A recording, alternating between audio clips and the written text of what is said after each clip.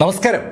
1984 ജനുവരി 28 പുലർച്ചെ രാവിലെ ഏകദേശം ഒരു 6-6:30 മണിയാകും. ആ സമയത്ത് സുൽത്താൻ ബത്തേരിക്ക് സമീപം മീനങ്ങാടി പഞ്ചായത്തിലെ വകേരി എന്ന ആ വില്ലേജിൽ ഏകദേശം ഒരു 25 വയസ്സ് പ്രായമുള്ള അച്യുതൻ എന്ന പേരുള്ള ഒരു ചെറുപ്പക്കാരൻ രാവിലെ വീട്ടിൽ നിന്ന് സമീപത്തുള്ള ചായക്കടയിലേക്ക് നടക്കുകയാണ്. ചായ കുടിച്ചതിന് ശേഷം ജോലിക്ക് പോകുന്നതാണ് അയാളുടെ ഒരു പതിവ്. അതിനുവേണ്ടി ചായക്കടയിലേക്ക് നടന്ന അച്യുതൻ അമ്പരപ്പോടെ ഒരു കാഴ്ച കണ്ടു. ചായക്കടയിൽ ഉണ്ടായിരുന്ന ആളുകളും റോഡിൽ രാവിലെ പണിക്ക് വേണ്ടി ഇറങ്ങിയ ആളുകളും ഒക്കെ അയാളുടെ എതിർവശത്തേക്ക് ഓടിപ്പോകുന്ന കാഴ്ചയാണ് അച്യുതൻ കണ്ടത്. അച്യുതൻ അവരുടെ ഒപ്പം ഓടിയെത്തി അവരോട് ചോദിച്ചു, എന്താ സംഭവം? അച്യുതൻ, നീ അറിഞ്ഞില്ലേ? ഇല്ല, എന്നാ വാ. അങ്ങനെ പറഞ്ഞുകൊണ്ട് അവര് മുന്നോട്ട് ഓടിയതും അച്യുതൻ കൂടുതലൊന്നും ചോദിക്കാതെ അവർക്കൊപ്പം ഓടി തുടങ്ങി. അവരങ്ങനെ ഓടിപ്പോകുമ്പോൾ ഇരുഭാഗത്തുമുള്ള ആ കൃഷി സ്ഥലങ്ങൾക്ക് ഉള്ളിലുള്ള വീടുകളിൽ നിന്നും ആളുകളൊക്കെ ഇറങ്ങി വരുന്നുണ്ട്. എല്ലാവരുടെയും ലക്ഷ്യം കുറച്ച് താഴെയുള്ള ഒരു പാടശേഖരമാണ്.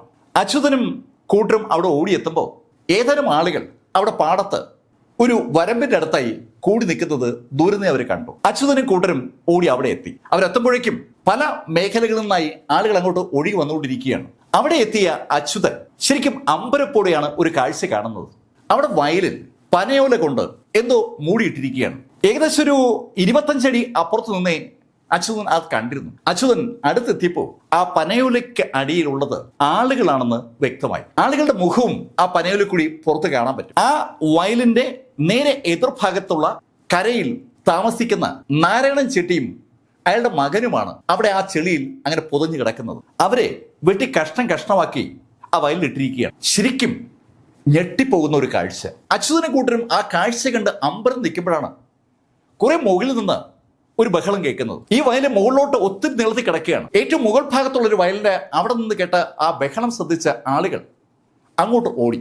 അവിടെ അവർ ഓടിയെത്തുമ്പോൾ അവിടെയും ആളുകൾ കൂടി നിൽക്കുകയാണ്. അവിടെയും ഒരു വയലിൽ പനയോല കൊണ്ട് മൂടപ്പെട്ട രീതിയിൽ 2 ആളുകളെ വെട്ടി താഴ്ത്തിയിരിക്കുകയാണ്. അവരുടെയും മുഖം ആ പനയോല മാറ്റി ആളുകൾ കണ്ടു. നേരത്തെ അവർ കണ്ട ആ നാരായണന്റെ ഭാര്യയും മകളുമാണ് അവിടെ ആ വയലിൽ വെട്ടേറ്റ് കൊല്ലപ്പെട്ട രീതിയിൽ കിടക്കുന്നത്.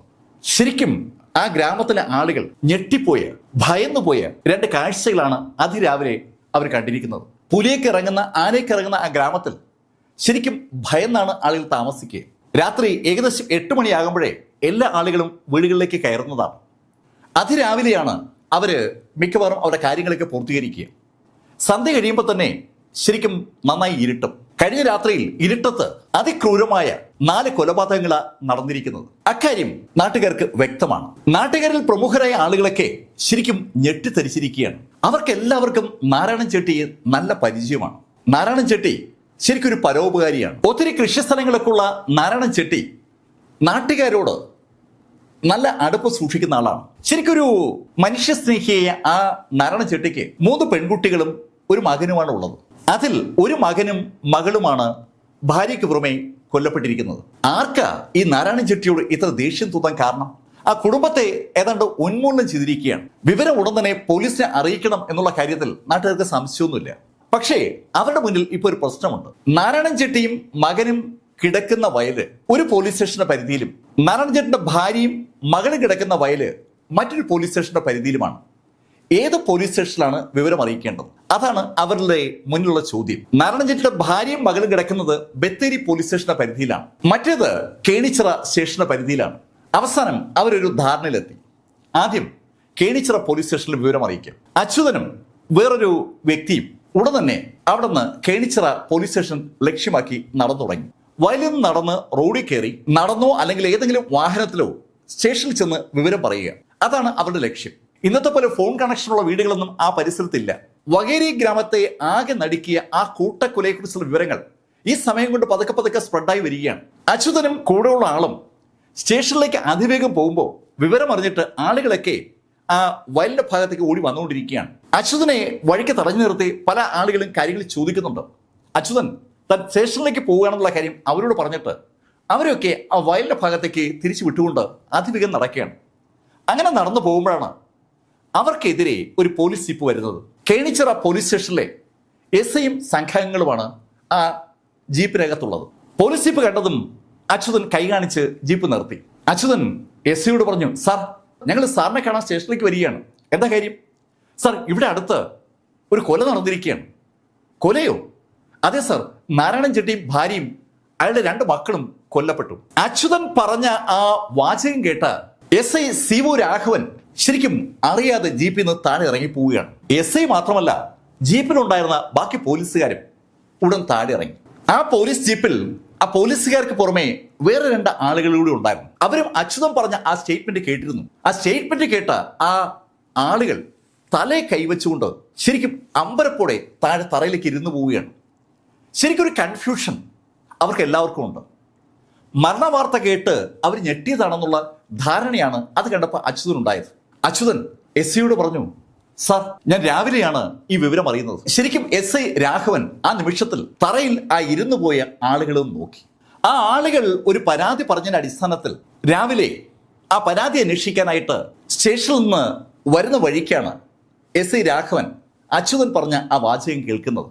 ആ പരാതി പറഞ്ഞ ആളുകൾ പറഞ്ഞ പരാതിയും രാവിലെ അച്യുതൻ പറഞ്ഞ ആ സ്റ്റേറ്റ്മെന്റ് തമ്മിൽ വല്ലാതെ കണക്റ്റഡ് ആണ്. ആ പരാതിക്കാർ രാവിലെ സ്റ്റേഷനിലെത്തി പറഞ്ഞ പരാതി നാരായണൻ ചെട്ടിയും ഭാര്യയും കാണാനില്ല എന്ന കാര്യമാണ്. അവരെ കാണാനില്ല എന്ന പരാതി കിട്ടിയത് കൊണ്ടാണ് അന്വേഷിക്കാനായി എസ് ഐ സംഘം ഇറങ്ങി തിരിച്ചത്. ആരെക്കുറിച്ചാണോ പരാതി പറഞ്ഞിരിക്കുന്നത് ആ ആളുകൾ ഇതാ ദുരൂഹമായ സാഹചര്യത്തിൽ കൊല്ലപ്പെട്ടിരിക്കുകയാണ്. ശരിക്കും ആ പരാതിയുടെ ബേസ് ഉണ്ടാകുന്നത് രാവിലെ ഏകദേശം ഒരു 5:30 മണിയോടടുപ്പിച്ചാണ്. നാരായണൻ ചെട്ടിയുടെ 2 പെൺമക്കൾ വാസന്തിയും ബിന്ദുവും ആ പരാതിക്കാരന്റെ വീട്ടിൽ വന്നിരുന്നു. വീട്ടിലെ വാതിൽ തട്ടുന്ന ശബ്ദം കേട്ടാണ് അയാൾ വാതിൽ തുറന്നത്. വാതിൽ തുറന്നപ്പോൾ അയാൾ കാണുന്നത് നാരായണൻ ചെട്ടിയുടെ 2 പെൺകുട്ടികളെയാണ്. ആ പെൺകുട്ടികൾ ശരിക്കും ഭയന്നിട്ടുണ്ടായിരുന്നു.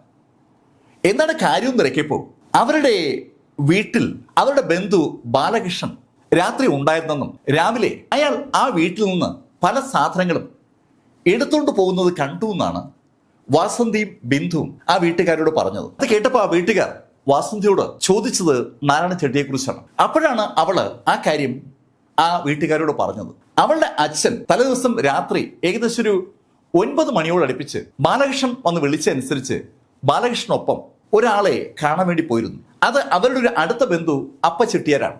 അപ്പച്ചെട്ടിയാർക്ക് സുഖമില്ലാത്തത് കൊണ്ടാണ് ബാലകൃഷ്ണൻ നാരായണൻ ചെട്ടിയെ അപ്പച്ചെട്ടിയുടെ വീട്ടിലേക്ക് വിളിച്ചുകൊണ്ട് പോയത്.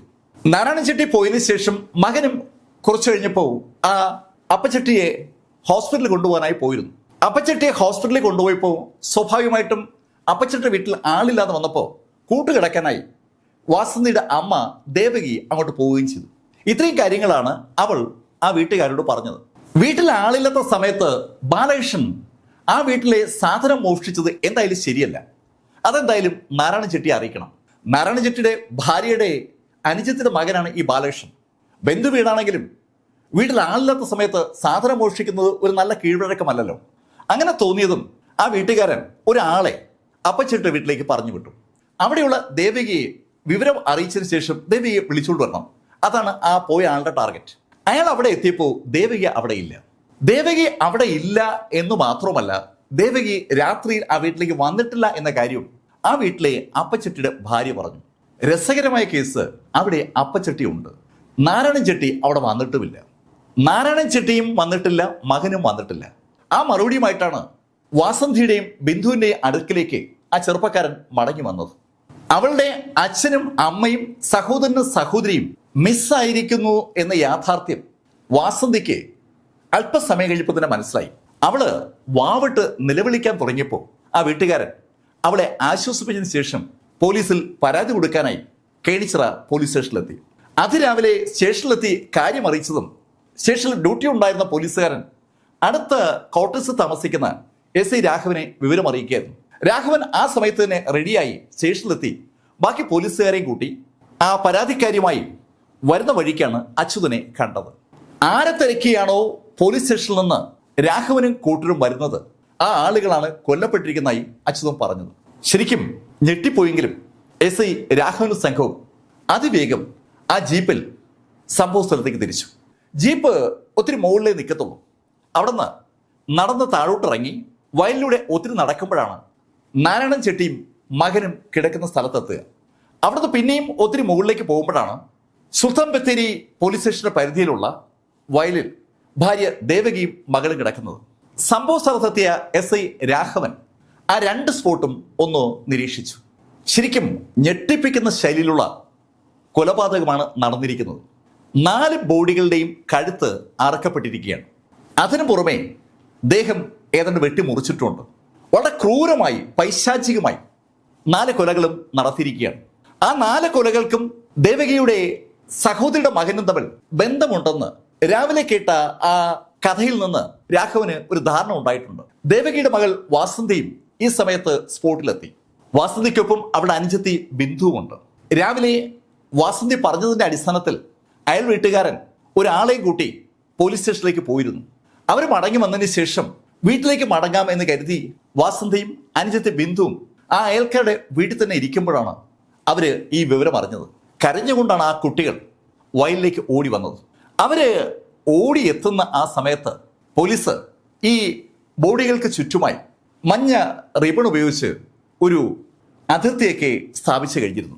ആ റിബൺ ഭേദിച്ച് അകത്തേക്ക് ഓടിക്കേറാൻ വാസന്തിയും ബിന്ദു ശ്രമിക്കുമ്പോൾ പോലീസിന് അവരെ പിടിച്ചു നിർത്താൻ മാത്രമേ പറ്റുമായിരുന്നുള്ളൂ. ആ കുട്ടികൾ വല്ലാത്തൊരു കരച്ചിലായിരുന്നു. ആ കുട്ടികളുടെ ബന്ധുക്കളും നാട്ടുകാരും ഒക്കെ അവരെ എന്തു പറഞ്ഞ് ആശ്വസിപ്പിക്കണമെന്നറിയാതെ അവരെ ചേർത്ത് പിടിക്കുമ്പോഴേക്കും മുകളിൽ ഹയർ ഒഫീഷ്യൽസിനെ രാഘവൻ വിവരമറിയിച്ചു. സുൽത്താൻ ബത്തേരിക്ക് സമീപത്ത് വാഗേരി ഗ്രാമം ആകെ നടുങ്ങി വിറച്ചിരിക്കുകയാണെന്നും നടന്നിരിക്കുന്നത് പൈശാചികമായ ഒരു കൂട്ടക്കൊലയാണെന്നുള്ള വിവരം മുകളിലേക്ക് അറിഞ്ഞതും ഹയർ ഒഫീഷ്യൽസ് ഒത്തിരി പേർ സംഭവ സ്ഥലത്തേക്ക് എത്തി. ഫോറൻസിക് വിദഗ്ധരും ഡോഗ് സ്ക്വാഡും മാത്രമല്ല ഡോക്ടേഴ്സും സ്ഥലത്തെത്തിയിട്ടുണ്ട്. സ്പോട്ടിൽ പോസ്റ്റ്മോർട്ടം നടത്താനുള്ള ഉത്തരവുമായിട്ടാണ് അവർ എത്തിയിരിക്കുന്നത്. വഗേരി എന്ന് പറയുന്നത് ഞാൻ നേരത്തെ സൂചിപ്പിച്ചതുപോലെ എപ്പോഴും വന്യമൃഗങ്ങളുടെ ആക്രമണം നേരിടുന്ന ഒരു സ്ഥലമാണ്. അതുകൊണ്ട് തന്നെ ഭയത്തിലാണ് അവിടെ ആളുകൾ കഴിയുക. ആ ഭയം ഉള്ളതുകൊണ്ട് തന്നെ ആളുകൾ തമ്മിൽ നല്ല അടുപ്പവുമാണ്. വന്യമൃഗങ്ങളെ ഓടിക്കാനായി ഒറ്റക്കെട്ടായി നിൽക്കുന്ന ഒരു ആൾക്കൂട്ടമാണ് അവർ. പ്രകൃതി ദുരന്തങ്ങളോടും ആ ശൈലിയിൽ കൂട്ടായ്മയോടുകൂടി എതിരിടുന്ന ഒരു സംഘമാണ്. അവിടെയാണ് തികച്ചും അപ്രതീക്ഷിതമായി ഇങ്ങനെ ഒരു സംഭവം ഉണ്ടായിരിക്കുന്നത്. അതുകൊണ്ട് തന്നെ ആളുകൾ വല്ലാത്തൊരു അമർഷത്തിലാണ്. ഫോറൻസിക്കാർ എത്തിയുടൻ തന്നെ അവരുടെ പരിപാടികളിലേക്ക് കടന്നു.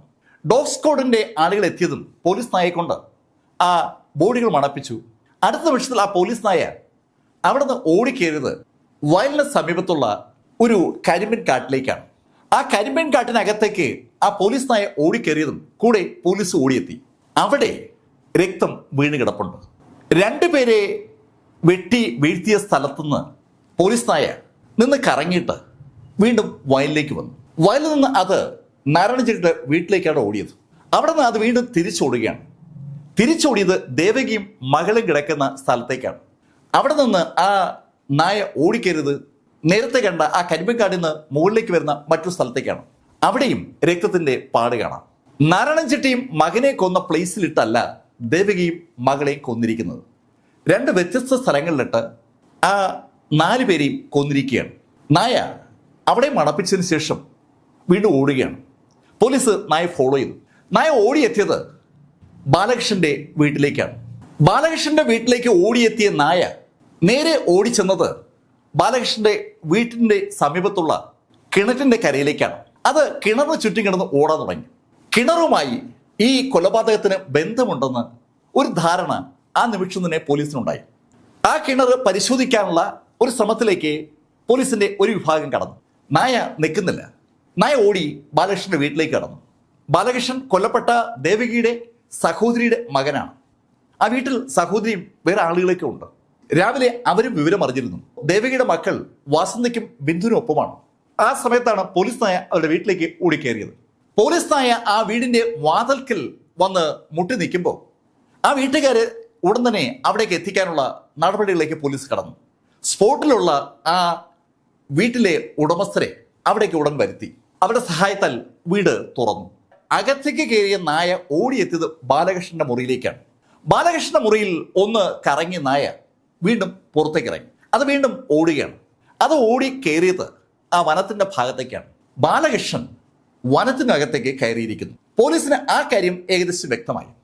ഈ സമയത്ത് എൻറ്റയർ ജനവും ആ വയലിൽ നിന്ന് പോലീസിനോടൊപ്പം ബാലകൃഷ്ണന്റെ വീട്ടിലേക്കും അവിടെ നിന്ന് ആ വനത്തിനടുത്തേക്കും എത്തിയിട്ടുണ്ടായിരുന്നു. ശരിക്കും ഒരു ഓളം അവിടെ ഉണ്ടായിക്കൊണ്ടിരിക്കുകയാണ്. ബാലകൃഷ്ണൻ നാരായണൻ ചെട്ടിയുടെ ഭാര്യ സഹോദരിയുടെ മകനാണ്. അവൻ എന്തിന് നാരായണൻ ചെട്ടിയും അയാളുടെ ഭാര്യയും മക്കളെയൊക്കെ കൊല്ലണം? അവൻ കൊന്നിരിക്കുന്നത് സ്വന്തം വല്യമ്മയും വല്യമ്മയുടെ മക്കളെയും പിന്നെ വല്യമ്മയുടെ ഭർത്താവിനെയാണ്. അതിന് അവനും നാരായണ ചെട്ടി തമ്മിൽ എന്താണ് വിഷയം? എന്തിനാ അവൻ ഇതൊക്കെ ചെയ്തത്? ആർക്കും ഒരു പിടിയില്ല. ഇതിനിടയിൽ ഇൻക്വസ്റ്റ് നടപടികൾ പൂർത്തീകരിക്കപ്പെട്ടു. അതിനുശേഷം സ്പോട്ട് പോസ്റ്റ്മോർട്ടത്തിനുള്ള നടപടികളിലേക്ക് പോലീസ് കടന്നു. പോസ്റ്റ്മോർട്ടം നടപടികൾക്ക് വേണ്ടി ഡോക്ടേഴ്സ് സ്ഥലത്തുണ്ട്. അതിവേഗം അവിടെ ഒരു സ്പോട്ട് പോസ്റ്റ്മോർട്ടത്തിനുള്ള സംവിധാനങ്ങൾ ഒരുക്കി പോസ്റ്റ്മോർട്ടം നടപടികൾ ആരംഭിച്ചു. 4 ബോഡികളാണ് പോസ്റ്റ്മോർട്ടം നടത്തേണ്ടത്. പോസ്റ്റ്മോർട്ടം നടപടികൾ പൂർത്തീകരിക്കപ്പെട്ടപ്പോൾ ഡോക്ടേഴ്സ് പോലീസിനോട് എങ്ങനെയാണ് ആ മരണം നടന്നിരിക്കുന്നതെന്ന് സൂചിപ്പിച്ചു. 4 പേരെയും ശ്വാസം മുട്ടിച്ച് കൊലപ്പെടുത്തിയിരിക്കുകയാണ്. കട്ടിയുള്ള എന്തോ സാധനം ഉപയോഗിച്ച് കഴുത്തിൽ വരിഞ്ഞു മുറുക്കി അവരെ കൊന്നതിന് ശേഷമാണ് കഴുത്ത് മുറിച്ചിരിക്കുന്നത്. അതുപോലെ തന്നെ ദേഹത്തിന്റെ മറ്റു ഭാഗങ്ങളും. 4 പേരും കൊല്ലപ്പെട്ടിരിക്കുന്നത് ബലംപിടുത്തത്തിന് വിധേയമാകാതെയാണ്. അതായത് അവരും അവരെ കൊലപ്പെടുത്തിയ ആളും തമ്മിൽ ഒരു മൽപ്പിടുത്തം നടന്നിട്ടില്ല. അതിന്റെ അർത്ഥം തികച്ചും അപ്രതീക്ഷിതമായി കൊലപ്പെടുത്തിയ ആള് അവരെ കൊലപ്പെടുത്തുകയായിരുന്നു. അങ്ങനെ സംഭവിക്കണമെങ്കിൽ ആ ആക്രമണം നടന്നിരിക്കാൻ സാധ്യത പുറകുവശത്തു നിന്നാണ്. മുമ്പിൽ നടന്ന ആളെ പുറകിൽ നിന്ന് തികച്ചും അപ്രതീക്ഷിതമായി തുണിയോ അതുപോലെ എന്തെങ്കിലും കഴുത്തിൽ കൂടിയിട്ട് വലിച്ചു മുറുക്കിയതാണ്. പോസ്റ്റ്മോർട്ടം ചെയ്ത ഡോക്ടേഴ്സ് ആ കാര്യം പോലീസിനോട് സൂചിപ്പിച്ചു. കഴുത്ത് വെട്ടിമുറിച്ചിട്ടുണ്ടെങ്കിലും കഴുത്തിൽ കയറിട്ട് വരിഞ്ഞു മുറുക്കിയതിന്റെ പാടുകൾ കാണാനുണ്ട്. കൊല ചെയ്തത് ബാലകൃഷ്ണനാണെന്നുള്ള കാര്യം ഇപ്പൊ ഏകദേശം വ്യക്തമാണ്. പോലീസ് നായി മണം പിടിച്ചെത്തിയത് ബാലകൃഷ്ണന്റെ വീട്ടിലേക്കും ബാലകൃഷ്ണന്റെ മുറിയിലേക്കുമാണ്. ബാലകൃഷ്ണനെ കിട്ടിയാൽ മാത്രമേ ബാക്കി കാര്യങ്ങൾ അറിയാൻ പറ്റൂ. പോലീസ് സ്വാഭാവികമായും വിശദമായ ഒരു തെരച്ചിൽ സ്റ്റാർട്ട് ചെയ്തു. ഈ വകേരി ഗ്രാമവുമായി ചേർന്ന് വനമാണ്. വനത്തിനകത്തേക്ക് ഒരാൾ കടന്നാൽ അയാളെ തിരിഞ്ഞു പിടിക്കാന്ന് പറഞ്ഞാൽ അതത്ര എളുപ്പമുള്ള കാര്യമല്ല. വനം നമ്മൾ വിചാരിക്കുന്നതിനേക്കാൾ ദുഷ്കരമായ ഒരു പ്ലേസാണ്. അതിനകത്തേക്ക് കടക്കുന്ന ഏതൊരാൾക്കും ആദ്യം നഷ്ടമാകുക കോർഡിനേറ്റേഴ്സാണ്. അതായത് ദിക്ക് നഷ്ടമാകും. എങ്ങോട്ട് നോക്കിയാലും ഒരുപോലെ ഇരിക്കുന്ന സ്ഥലമാണ് വനം. അങ്ങനെയുള്ള വനത്തിനകത്താണ് പോലീസ് തിരയേണ്ടത്. പോലീസിന് കൂട്ടായിട്ട് ആ നായ്ക്കളുണ്ട്. നായ്ക്കളുടെ സഹായത്തോടുകൂടി പോലീസ് ആ 28-ാം തീയതി പകൽ മുഴുവൻ അവിടെ അരിച്ചു പറക്കിയെങ്കിലും ബാലകൃഷ്ണനിലേക്ക് നയിക്കുന്ന ഒന്നും കിട്ടിയില്ല. കാടിനകത്ത് അരിച്ചു പറക്കുന്ന സമയത്ത് തന്നെ മറ്റൊരു സംഘം സുൽത്താൻ ബത്തേരി ടൗണിലും മീനങ്ങാടിയിലും ഒക്കെ അന്വേഷിക്കുകയാണ്.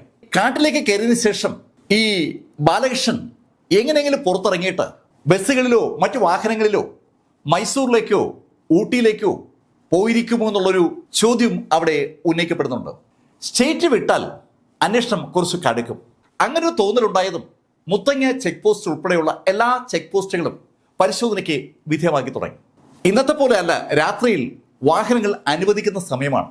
ഏതെങ്കിലും രാത്രി വാഹനത്തിൽ മുത്തങ്ങ ചെക്ക് പോസ്റ്റ് വഴി ബാലകൃഷ്ണൻ കടന്നു പോയിട്ടുണ്ടോ എന്നുള്ള കാര്യം അറിയാൻ പറ്റില്ല. ധാരാളം ചരക്ക് വാഹനങ്ങൾ രാത്രിയിൽ കടന്നു പോകാറുണ്ട്. ഒറ്റയ്ക്ക് ആരെങ്കിലുമൊക്കെ കൈ കാണിക്കുമ്പോൾ ഡ്രൈവർമാർ അവരെ കൂടെ കയറ്റി ഊട്ടിയിലേക്കോ മൈസൂരിലേക്കോ കൊണ്ട് ഇറക്കി കൊടുക്കുന്നത് ഒരു സ്വാഭാവിക രീതിയാണ്. തിരിച്ചുള്ള വാഹനങ്ങളുമുണ്ട് കോഴിക്കോടേക്കുള്ളത്. ബാലകൃഷ്ണൻ തമിഴ്നാട്ടിലേക്കോ കർണാടകത്തിലേക്കോ പോയിരിക്കാം, അല്ലെങ്കിൽ കോഴിക്കോടേക്ക് പോയിരിക്കാം. അതുമല്ലെങ്കിൽ ഈ പറഞ്ഞ പോലെ വനത്തിനകത്തുണ്ടാകാം. ബാലകൃഷ്ണൻ എവിടെ ഉണ്ടെങ്കിലും കണ്ടുപിടിക്കണം. ഇന്നത്തെ പോലെ മൊബൈൽ ടവർ ലൊക്കേഷൻ നോക്കുന്ന പരിപാടിയൊന്നും അന്നില്ലല്ലോ. അങ്ങനെ ഒരു സംവിധാനവും അന്നില്ല. പോലീസ് അവരുടെ കൈവശമുള്ള സകല സംവിധാനങ്ങളും ഉപയോഗിച്ച് ആ തിരച്ചിൽ പ്രക്രിയ നടത്തിക്കൊണ്ടിരിക്കുമ്പോഴേക്കും 28 സന്ധ്യയായി. രാത്രിയിൽ വനത്തിനകത്തുള്ള അന്വേഷണം തികച്ചും അസാധ്യമാണ്. 28 രാത്രിയായപ്പോൾ ആ വനത്തിനകത്തേക്ക് കടന്ന ടീമിന്റെ അന്വേഷണം അവസാനിപ്പിച്ചു.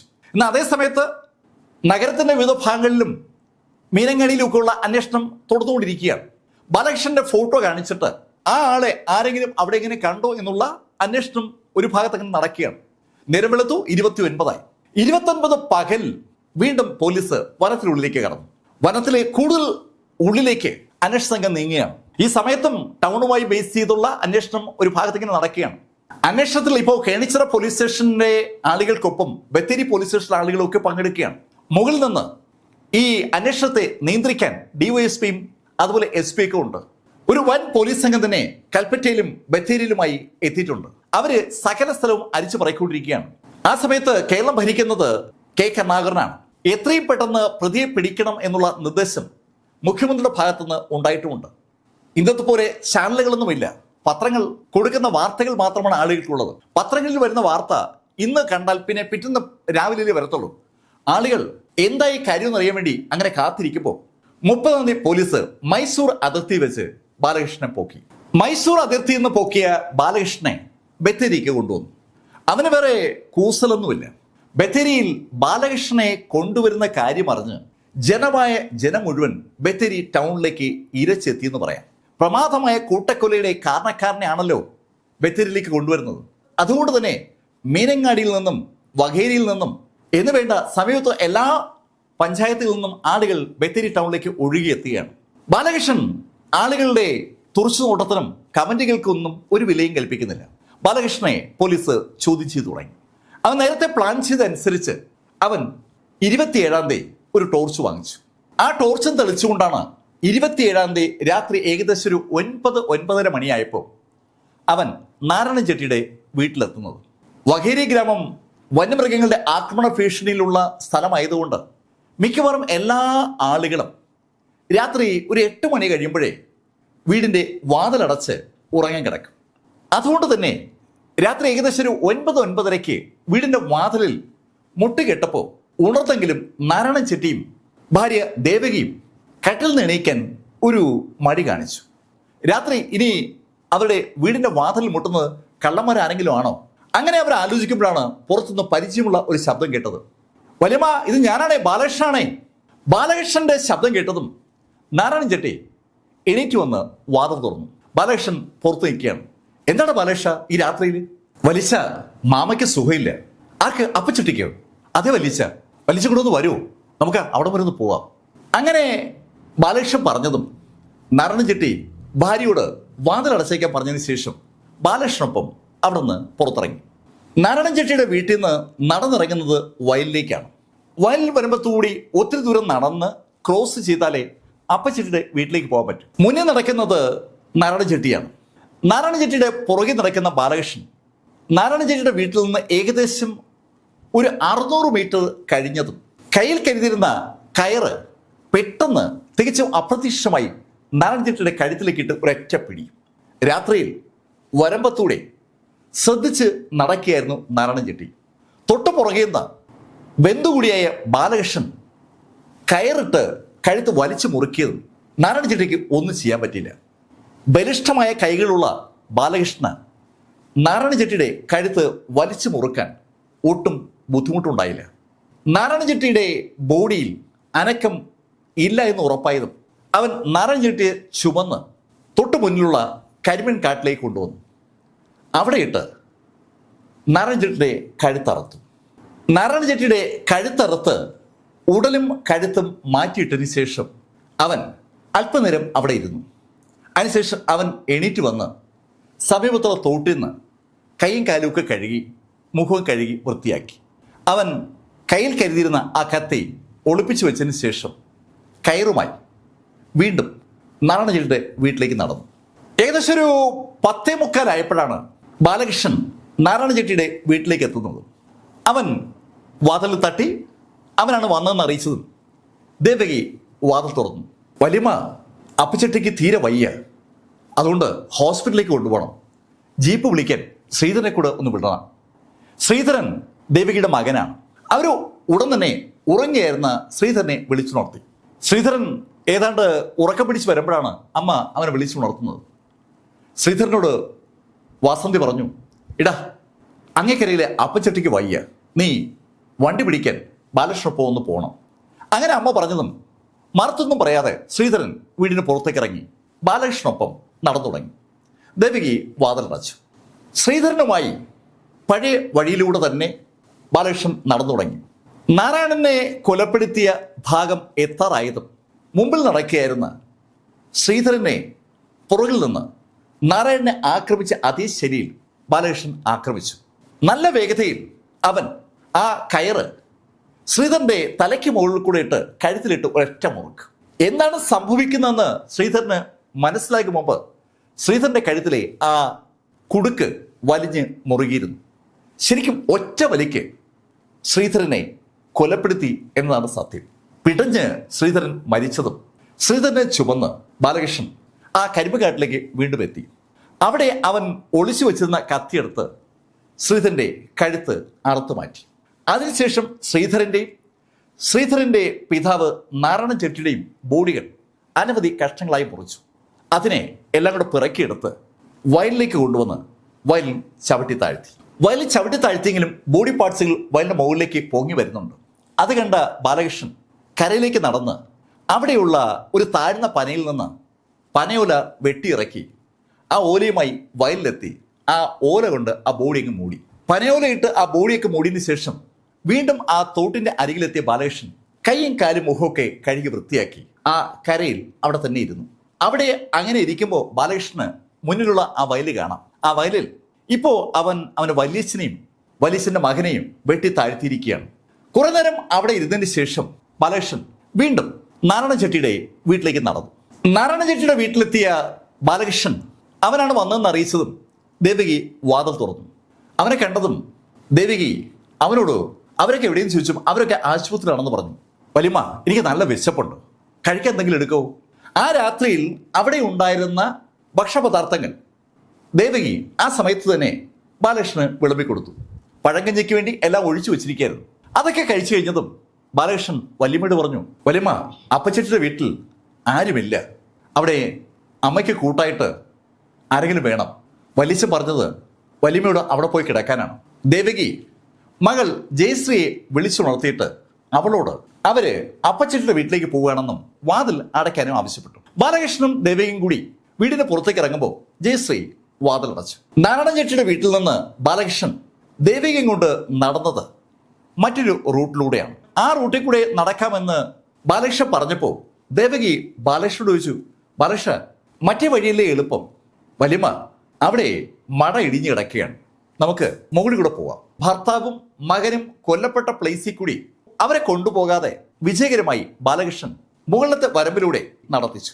ആ വരമ്പിലൂടെ ഏകദേശം ഒരു 800 മീറ്ററെങ്കിലും നടന്നപ്പോഴാണ് നാരായണനെയും മകനെ ആക്രമിച്ച അതേ ശൈലിയിൽ ബാലകൃഷ്ണൻ ആക്രമിക്കുന്നത്. ദേവകി ഒരു ചെറുത്തുനിൽപ്പും നടത്താതെ ബാലകൃഷ്ണന് മുന്നിൽ പെട്ടെന്ന് കീഴടങ്ങി. കഴുത്ത് ചരിച്ചു വന്ന ബാലകൃഷ്ണൻ അവരെ സമീപത്തുള്ള കരിമ്പുകാട്ടിലെത്തിച്ചു. നാരായണനെയും മകൻ ശ്രീധരനെയും കൊന്നതുപോലെ കഴുത്ത് മുറിച്ച് അവസാനിപ്പിച്ചു. അതിനുശേഷം കത്തി കഴുകി വൃത്തിയാക്കി കൈയും കാലും മുഖമൊക്കെ കഴുകിയതിന് ശേഷം അവിടെ ആ വരമ്പിൽ കുറെ നേരം ബാലകൃഷ്ണൻ അങ്ങനെ ഇരുന്നു. ഏകദേശം ഒരു 1-2 മണിക്കൂർ അവിടെ അങ്ങനെ അവൻ ഇരുന്ന് കാണും. അപ്പോൾ സമയം 2:30 ആ സമയത്ത് ബാലകൃഷ്ണൻ വീണ്ടും നാരായണ ചെട്ടിയുടെ വീട്ടിലെത്തി. വാതിലിൽ തട്ടി ബാലകൃഷ്ണനാണ് വന്നെന്നറിഞ്ഞതും ജയശ്രീ വാതിൽ തുറന്നു. ജയശ്രീയെ കണ്ടതും ബാലകൃഷ്ണൻ പറഞ്ഞു, ജയശ്രീ, അമ്മ നിന്നെ കൂടെ വിളിച്ചുകൊണ്ടുവരാൻ പറഞ്ഞു. ബാലകൃഷ്ണൻ അത് പറഞ്ഞതും ജയശ്രീ അകത്ത് ചെന്ന് സഹോദരി വാസന്തിയെ വിളിച്ചുണർത്തി അവളോട് വീടിന്റെ വാതിൽ അടയ്ക്കാൻ ആവശ്യപ്പെട്ടു. അതിനുശേഷം ജയശ്രീ വീടിന്റെ വാതിൽ ചാരിയിട്ട് ബാലകൃഷ്ണനൊപ്പം പുറത്തേക്ക് ഇറങ്ങി. അപ്പച്ചയുടെ വീട്ടിലേക്ക് പോവുകയാണ് താനെന്ന് പറഞ്ഞിട്ടാണ് ജയശ്രീ വാസന്തിയുടെ അടുത്തുനിന്ന് ഇറങ്ങുന്നത്. ജയശ്രീയെ നേരത്തെ ദേവകിയെ കൊലപ്പെടുത്തിയതുപോലെ തന്നെ പോകുന്ന വഴിക്ക് ബാലകൃഷ്ണൻ അവസാനിപ്പിച്ചു. അവളെയും കരിമ്പും കാട്ടി കൊണ്ടുവന്ന് കഴുത്തറുത്തതിന് ശേഷം കഷ്ണങ്ങളാക്കി അവിടെ സമീപത്തുള്ള ഒരു വയലിൽ ചവിട്ടി താഴ്ത്തി. നേരത്തെ നാരായണ ചെട്ടിയും മകനെയും മറവ് ചെയ്തതുപോലെ പനയോല വെട്ടി അതിനുശേഷം ആ രണ്ടുപേരുടെയും ബോഡിക്ക് മുകളിലിട്ടു. കൈയും കാലുമൊക്കെ കഴുകി വൃത്തിയാക്കി കത്തി ഒളിപ്പിച്ചതിന് ശേഷം ബാലകൃഷ്ണൻ അവിടെ നിന്ന് നടന്ന് നാരായണ ചെട്ടിയുടെ വീട്ടിലെത്തി. അപ്പോൾ സമയം രാവിലെ 3 മണി കഴിഞ്ഞ് 30 മിനിറ്റാണ്. വാതിൽ മുട്ടി ബാലകൃഷ്ണനാണെന്ന് പറഞ്ഞതും അകത്തുനിന്ന് വാസന്തി എണീറ്റ് വന്ന് വാതിൽ തുറന്നു. അവളോടായി ബാലകൃഷ്ണൻ പറഞ്ഞു, വാസന്തി, എനിക്ക് നല്ല ഉറക്കം വരുന്നു, ഞാൻ ഇവിടെ എവിടെയെങ്കിലും കിടക്കാം. അവളുടെ സഹോദരനാണല്ലോ ബാലകൃഷ്ണൻ, അതുകൊണ്ട് തന്നെ അവള് വേറൊന്നും പറഞ്ഞില്ല. ബാലകൃഷ്ണന് കിടക്കാനുള്ള മുറി തുറന്നു കൊടുത്തു. ബാലകൃഷ്ണൻ അവിടെ മുറി കയറി കിടന്ന് ഉറക്കവുമായി. വാതിലടച്ച് വാസന്തി അവളുടെ മുറിയിലേക്ക് പോയി. അവൾ കിടക്കുന്ന മുറിയിൽ മറ്റൊരു ചെറിയ കിടക്ക കൂടിയുണ്ട്.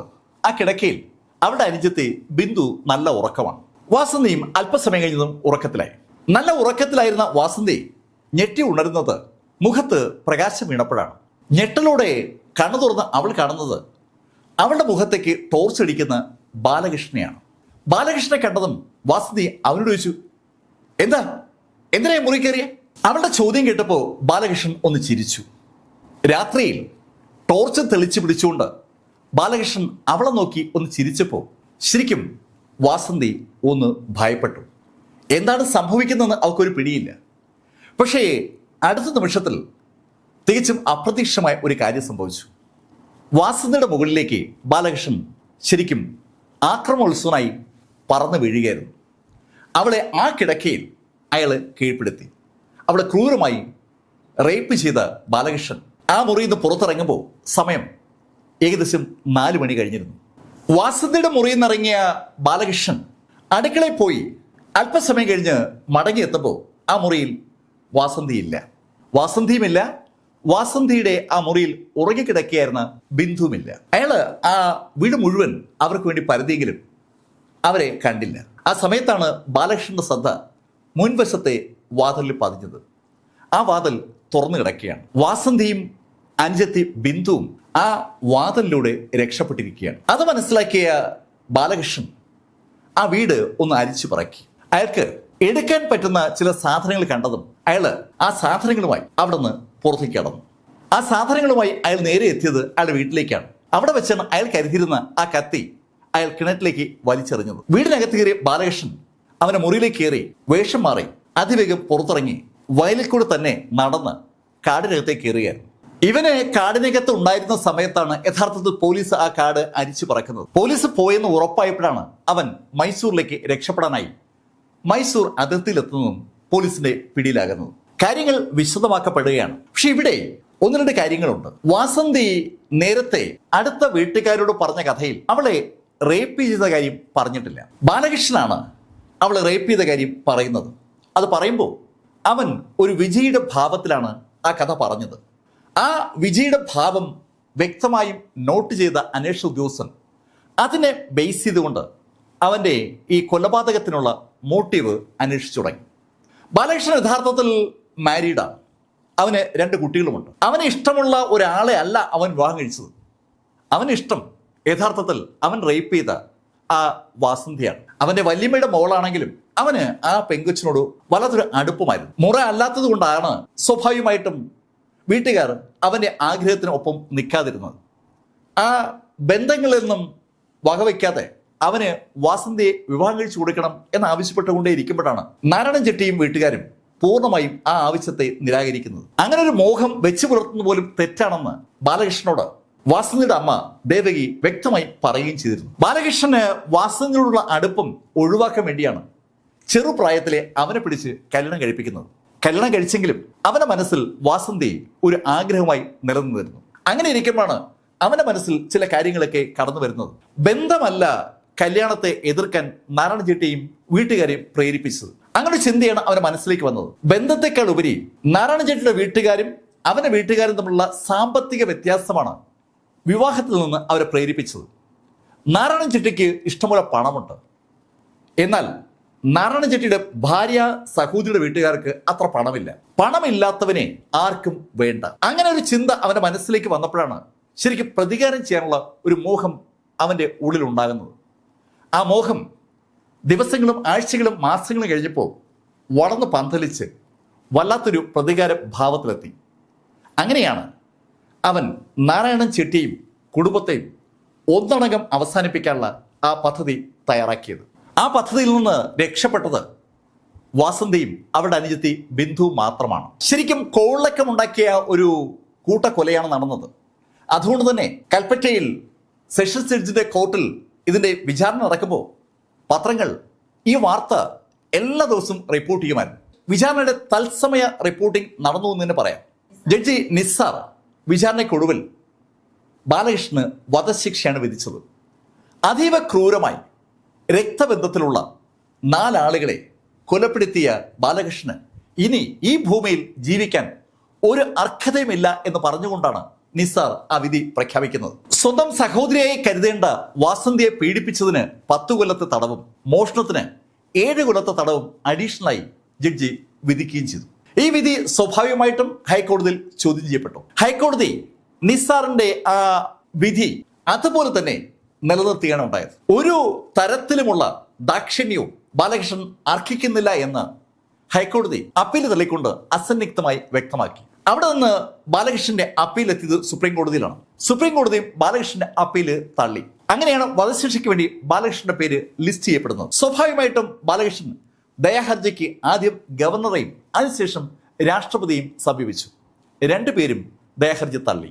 അങ്ങനെ 1990 കണ്ണൂർ സെൻട്രൽ ജയിലിൽ ബാലകൃഷ്ണൻ തൂക്കിലേറ്റപ്പെട്ടു. വളരെ അപൂർവമായിട്ടാണ് കേരളത്തിൽ ഈ കാലഘട്ടങ്ങളിൽ ഒരു തൂക്കിക്കൊല നടക്കുന്നത്. അതുകൊണ്ട് തന്നെ ബാലകൃഷ്ണന്റെ ആ തൂക്കിക്കൊല വളരെ പ്രാധാന്യപൂർവ്വം എല്ലാ പത്രങ്ങളും റിപ്പോർട്ട് ചെയ്തിരുന്നു. ഇതേ ശൈലിയിലാണ് വെഞ്ഞാറമൂടിൽ അഫാനും ബന്ദികളെ കൊലപ്പെടുത്തിയത്. ഇവിടെ ബാലകൃഷ്ണൻ 5 മണിക്കൂറിനുള്ളിൽ 4 ആളുകളെ കൊലപ്പെടുത്തി. അതേ ശൈലിയിൽ അഫാൻ ഏകദേശം 5 മണിക്കൂർ കൊണ്ടാണ് 5 ആളുകളെ കൊലപ്പെടുത്തിയത്. സ്വന്തം രക്തബന്ധത്തിലുള്ള ആളുകളെ കൊലപ്പെടുത്താൻ മൈൻഡ് സെറ്റുള്ള ആളുകളുടെ എണ്ണം അന്നും ഇന്നും കേരളത്തിൽ ഒരുപാട് ഉണ്ട് എന്നൊരു സൂചനയായിട്ട് നമുക്ക് ഈ കഥകൾ കാണാം. ഈ കഥകൾക്കൊപ്പം തന്നെ മറ്റു ചില ശൈലിയുടെ കഥകളും ഞാൻ നിങ്ങളോട് പറഞ്ഞിട്ടുണ്ട്. അത്തരത്തിൽ ഒന്നാണ് തൃശ്ശൂരിലെ ATM കവർച്ച എന്ന് പറയുന്നത്. ATM നമ്മളെല്ലാവരും ഉപയോഗിക്കുന്ന സംഭവമാണ്. നമ്മുടെ കാർഡ് ഉപയോഗിച്ച് പണം എടുക്കും, അതുപോലെ പണം ഇടുന്ന മെഷീൻസും ഒക്കെ ഉണ്ട്. പക്ഷേ ഈ ATM മെഷീൻ്റെ ചില സാങ്കേതിക വിഷയങ്ങൾ നന്നായി അറിയാവുന്ന ആളുകൾക്ക് അതിമനോഹരമായി ATM കൊള്ളയടിക്കാൻ കഴിയുമെന്ന് തൃശ്ശൂരിൽ നമ്മളെ ഒരു വിരുദ്ധൻ കാണിച്ചു തന്നിട്ടുണ്ട്. ആ കഥ ഞാൻ നേരത്തെ പറഞ്ഞിരുന്നു. കണ്ടിട്ടില്ലാത്തവർ അതൊന്ന് കണ്ടുനോക്ക്. ഈ കഥകളൊക്കെ നിങ്ങളോട് പറയുന്നത് ലൈഫിൽ നിന്ന് BS ചന്ദ്രമോഹൻ. കമന്റുകൾ ചെയ്യുക. Thank you.